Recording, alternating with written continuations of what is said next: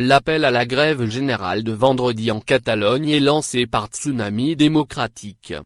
Ce mouvement d'un genre nouveau, à l'origine du blocage de l'aéroport de Barcelone lundi, se mobilise dans la rue et sur le net.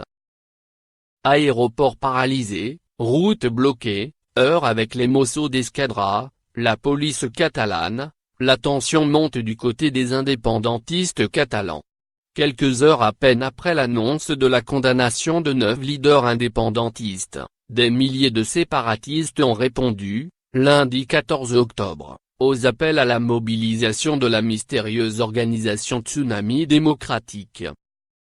Le rendez-vous a fait date, durant plusieurs heures, 10 000 personnes, selon le ministère de l'Intérieur, ont bloqué l'accès à l'aéroport hautement sécurisé de la métropole catalane.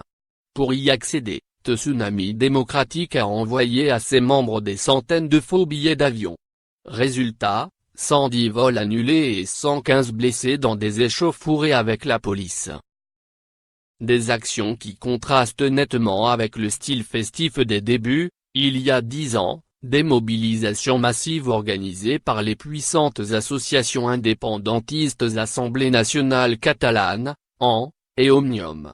Le ton est plus radical, faisant de la Catalogne un nouveau Hong Kong, lance désormais de nombreux séparatistes sur les réseaux sociaux.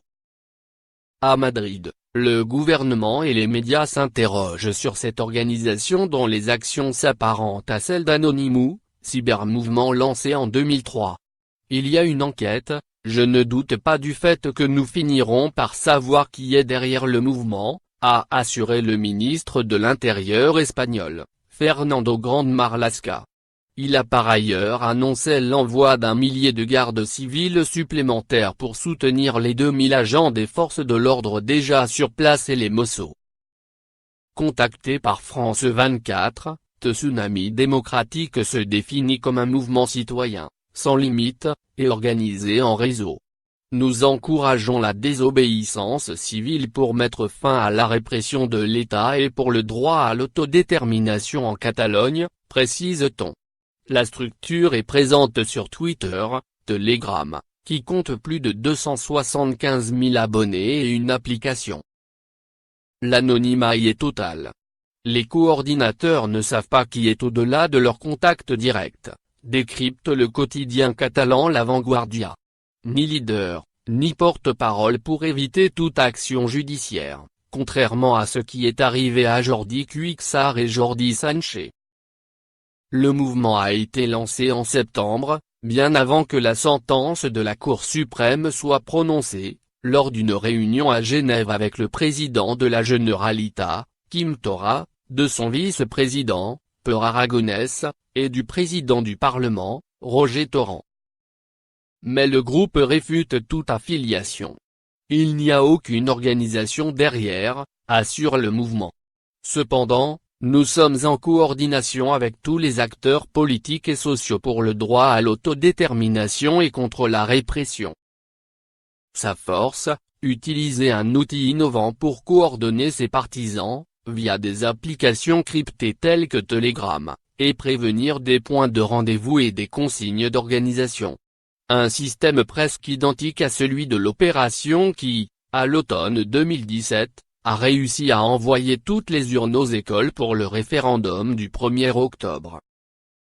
Sauf que pour avoir accès à cette appli F2F, Frien to Frien, d'ami à ami, qui permet également d'échanger des fichiers sans qu'ils puissent être tracés ou repérés par les autorités, selon ALP, il faut recevoir un code, qui ne peut être envoyé que par un membre et utilisé qu'une dizaine de fois. Une façon de tenir les policiers à distance. Devant l'ampleur de la mobilisation et les incidents qui en découlent, le président indépendantiste catalan Quim Torra a fini par condamner les violences dans la nuit, tout en tenant un discours de défi envers l'État espagnol devant le Parlement régional. Nous ne pouvons pas nous permettre de faire un pas en arrière dans la défense inaliénable de notre droit à l'autodétermination. La peur et les menaces ne nous vaincront pas, a-t-il lancé en promettant de parvenir à l'indépendance d'ici 2 ans. Aux commandes du gouvernement régional et dominant le Parlement, les indépendantistes ne représentent pas la majorité des 7,5 millions de Catalans. D'après le dernier sondage publié en juillet par le gouvernement régional, 44% de la population est favorable à l'indépendance tandis que 48,3% y est opposé.